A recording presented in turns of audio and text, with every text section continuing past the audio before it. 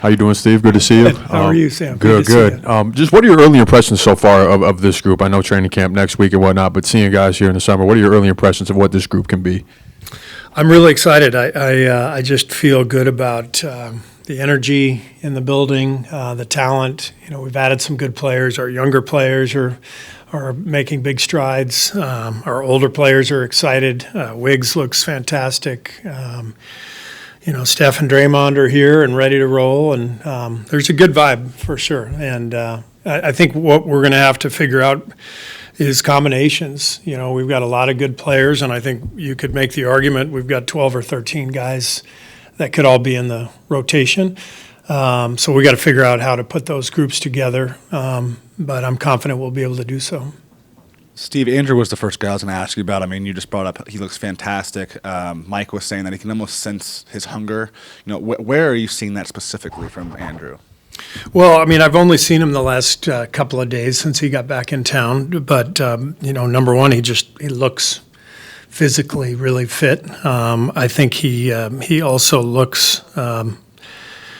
Just speaking with him, he sounds very motivated. He's very much at peace. I think he's in a place where he knows the last couple of years have been tough for a lot of reasons, and I think he's primed to get back to where he was a couple of years ago. He's at the age where he's right in his physical prime, and we've seen him do it. He helped us win a championship. So I'm expecting a big year from Wiggs. And I think there's also a void that is left by Clay's absence that we need to fill. That's a lot of points to score. But it also means we have to rethink how we're doing things. And Wiggs will be featured for sure. He's a guy who's proven he's a 20-point-a-night guy, and we're going to be relying on him heavily. Steve, just to follow up over here on Sam's question about the depth and your answer about 12 or 13 players. In the past, you've been pretty open about the fact that you felt that way about some of your prior teams, and it's been a struggle at times for you to get everybody involved, keep everybody happy, and also find the right combinations quickly enough in season to basically have the record you guys want to have. How much urgency do you put on having that ready to go much quicker than maybe it was able to be done in the last couple of years? Yeah, I think there's always extenuating circumstances. There, you've got sometimes you have the age and inexperience of players. Sometimes you have health issues. Last year, Draymond missed all of camp, which was tough for us. I just think every year is a little different, and you have to figure out your circumstances and figure out your lineups. What I like about the guys we signed, DeAnthony, Kyle, and Buddy, I think they all fit a lot of lineups. They're the kind of players that can thrive with different groups of players around them. So I think they were all really good signings and designed to help us get deeper, but also to help us be able to play more different combinations. You enter camp. How many starting spots do you feel like are securely I guess known at this point? Great question. I'm leaving that kind of up in the air. I feel pretty confident I might start Steph probably. If he earns it. What I love about this camp is that we do have spots available. We've got a lot of guys who have started a lot of games. Last year, Wiggs, J.K., Draymond, Trace, some combination of those. BP started some games. So, DeAnthony, Kyle, these guys have all, Buddy's been a starter most of his career. So it's the easiest thing for me to do is just to tell the guys we've got starting spots available. That doesn't mean I'm going to say how many to you or to them. I think you just put it out there, compete, go play your best, and may the best man win. Mike said top 5, 6 defense is like the goal or almost like the requirement. It seems like you kind of built the roster to try to boost that level of floor. Is that, I mean, are you entering camp like wanting to be a defense first? Yeah, for sure. I mean, our transition defense fell off the map last year. A huge emphasis in camp will be to shore that up. We do have, I think, better personnel this year to become a better defensive team, barring injury and that kind of stuff. But really excited about having Gary Payton healthy. I think he's one of the most impactful defenders in the league. Kyle and DeAnthony in particular have been excellent two-way players. Trace is a year older. Draymond remains one of the best defenders in the league. So I agree with Mike. I think, traditionally we've been a top 10 defense. I just want to get back to being really good at that end, knowing we can count on our ability to get stops, whatever the ranking is. Mike also mentioned transition offense that this team has not been great at, and we know it's not you've had shooters, maybe not great finishers. Can you just say, hey, we just got to finish better? How do you become a better transition offense? I think there's a mentality that we have to reach, and it's going to be a huge part of the trip to Hawaii and the next few weeks is shifting our mentality, understanding the change of possession. The first guy who moves wins, and we were often the second guy last year. We were a very reactionary transition team in both directions. And on offense, our problem was turnovers. We turn it over too often. We've got to improve our transition spacing. We'll work on all that stuff in camp. We've got to improve our decision making. Hopefully that comes with some maturity. For our younger players, but also some high IQ basketball from our newer players. And, Steph and Draymond, they've got to lead the charge on that, in that regard. So as a coaching staff, we have to lay that out there, exactly what this means to improve in transition both directions. There will be a lot of drill work that goes into that. Hey, Steve. On that note, what'd you learn from coaching last year about kind of connecting with the young players and bringing them into the fold while you kind of mesh that with the vets who started this run 9 years ago? I mean, it's all part of it, right? Every roster is different. Every year is different, and so you have to embrace everybody and help them get better, and make sure everybody feels part of what you're working on, and then it's the player's job to be all in, and that's not easy in an environment, in a business where you get traded and cut and all that stuff. So we try to provide a really good environment where players know they can get better, and where they feel welcome, and where the older players welcome the younger players and help them get up to speed. So it's all part of the plan. Some years it works better than others, but as a coach, it's my job to connect with every one of these guys for sure.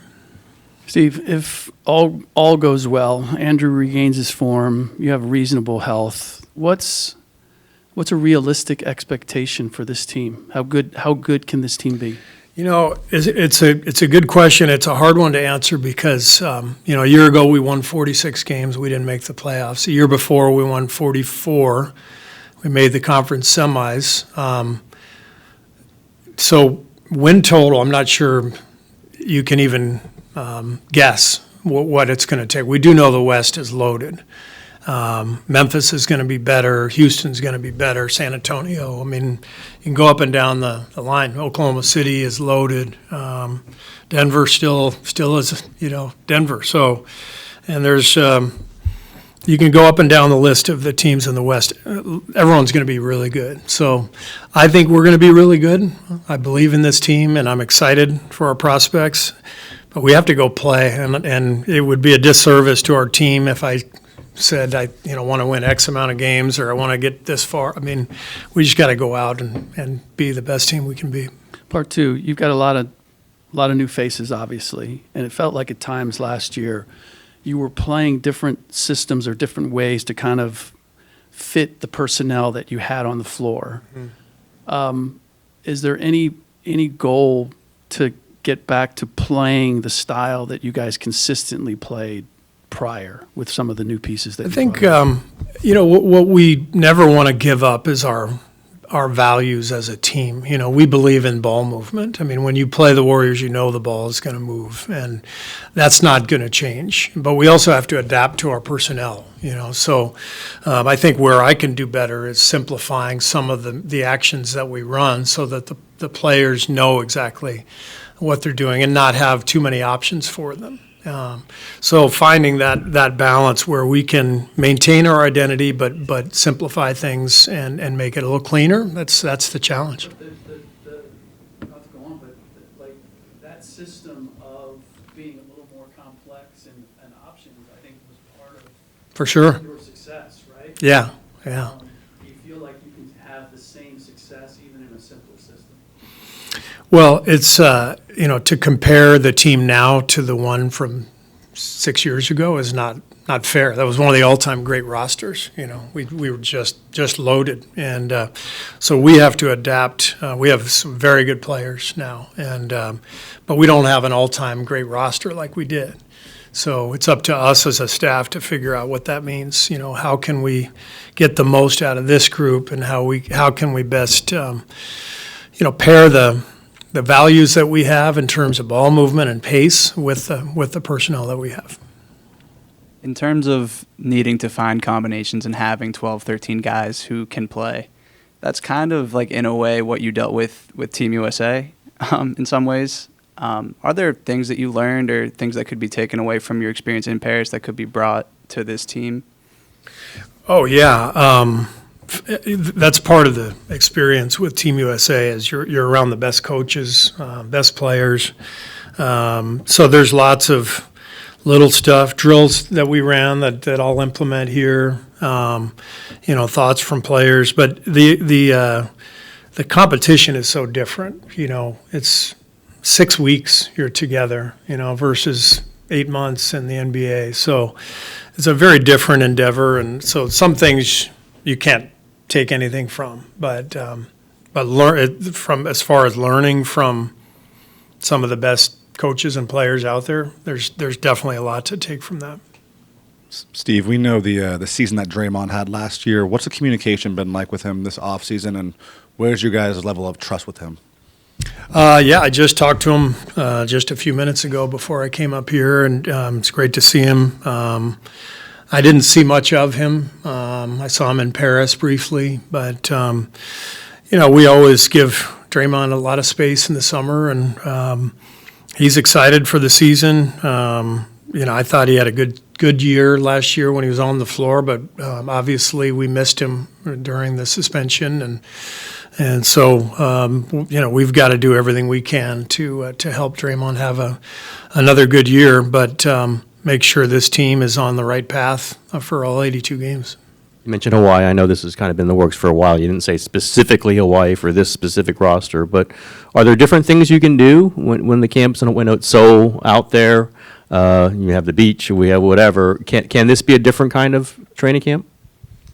I really want to instill grit and toughness, and nothing can define that more than Mai Tais and sunsets and luau's. So, no, I don't even know how this came up. I know it's been talked about in the past. I think the Clippers have been doing it for a while, and they asked us if we'd be interested. And I love it. I think it's a great idea. I mean, the families will come, players. We just to change the vibe from, we've done it so many years in a row here at Chase or at Oracle, and sometimes going away for camp is really valuable because you bond, you get you're isolated in the gym, you're in a beautiful spot in Hawaii, so you're also getting to enjoy yourself with your family, with your teammates. So I'm excited. I think it's a great idea, and I think it'll be really good for us.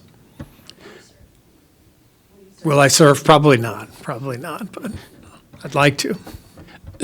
Basketball is obviously number one for Steph, but he does so much outside of the game, whether it's TV or golf or business investments. What have you seen from him and the way he balances all those demands on his time? Steph is he loves life so much. He wakes up excited. He doesn't sleep that much because I think he's so excited to wake up and face the day.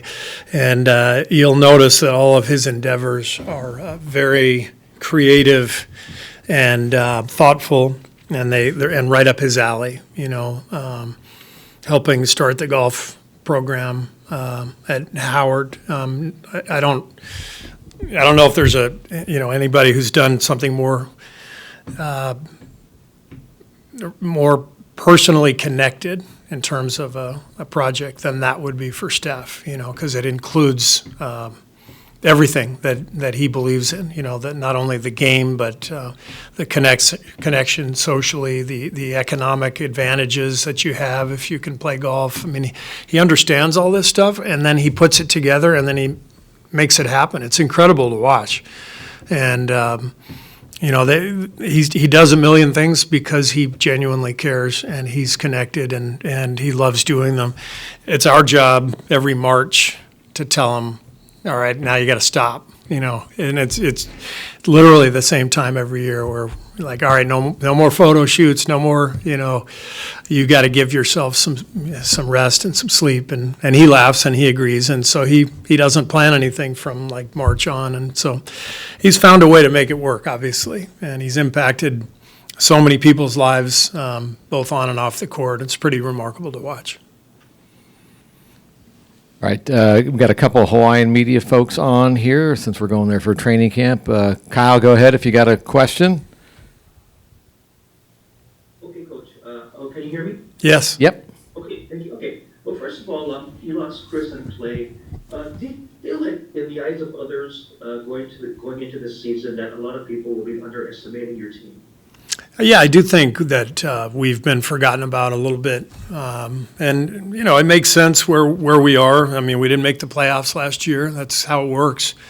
But I'm excited. I think we were pretty good last year. And if you win 46, that means something. Normally, that's a 5 or 6 seed in the playoffs. So I still think we're really good. We'll miss Chris and Clay, but it also opens up an opportunity to maybe play a little bit differently. It opens up, a void for other guys to fill in where they can lift their games up. And I don't see any reason why we can't improve on last year's team and have a great season. And then you roll the dice from there. You don't know what happens with the rest of the league, but if we control our team and our destiny and be the best team we can be, I think good things can happen. Anything else, Kyle, or anybody else from Hawaii have another question? Okay, Coach, you're the third longest tenured coach in the NBA. There are 8 new coaches this year. Are you kind of disappointed as a coach at how quickly your counterparts are replaced even after a good season? I'm sorry, you said how many? You're the third longest tenured. Oh, third coach, longest 8 new tenured, yeah. coaches. Yeah, I think I'm very lucky, obviously. I mean, the coaches that last the longest are the ones who get attached to Steph Curry or, someone like that.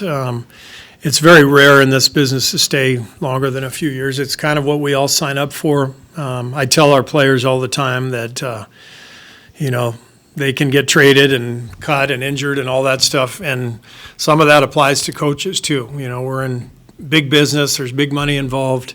Of course, every coach would like to see more stability in the profession, but it is what it is. This is what we've chosen.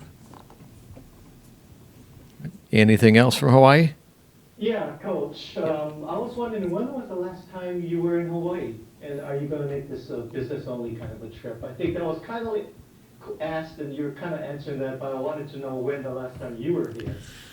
Great question. I've been to Hawaii many times over the years and love coming to the islands. I want to say 2 years ago. So looking forward to it. It's going to be fun. Yeah, what was the reason for that 2 years ago? Because I know the team wasn't here, was it?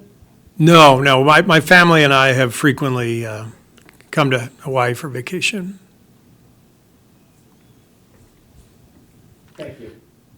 All right. Anything else there? Oh, Ray, I have a question. Yep, go ahead. Hey, Coach, thank you very much for doing this. Looking forward to having you in town next week. Do you see a trip, to the islands as a, even though you are coming off the off season, as a nice way to kind of ease into the year and to the grind? I think the way I'm looking at it is, we're not trying to ease into the year so much. I mean, we want to get off to a good start. We want to have a great training camp.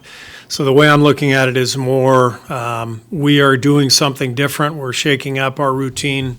We're having training camp in one of the most beautiful places on earth. And I believe in a good work-life balance. So we're going to find that in Hawaii. We're going to have a great time, but we are going to work really, really hard too. And probably no better place for it than Hawaii. So we're excited about it. Great. Okay, we did have one other gentleman. Kobe Price from LA is on. Laker beat writers doing a story on J.J. Redick being a first-time head coach. So go ahead, Kobe, with your questions. Awesome. Appreciate you setting this up, Raymond. Can you hear me okay? Yes. Yep. Awesome. Thank you. Appreciate the time. As Raymond said, working on the J.J. Redick story.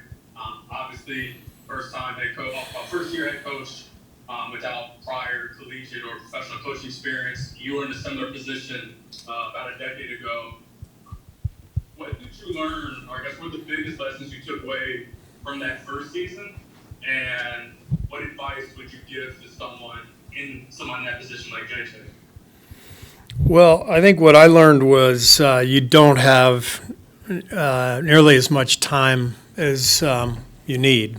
So, you come in with a plan, you want to go over 10 things, and the players are ready to leave after 4 of them. And if you think you can keep them on the floor for 6 more, you're wasting your time. So what I learned was really to try to be efficient in practice and get the most important things in and really connect with the players, just to get on the same page. I know JJ's going to do a great job. He's smart as hell. He's played in the league. He knows what all these guys go through.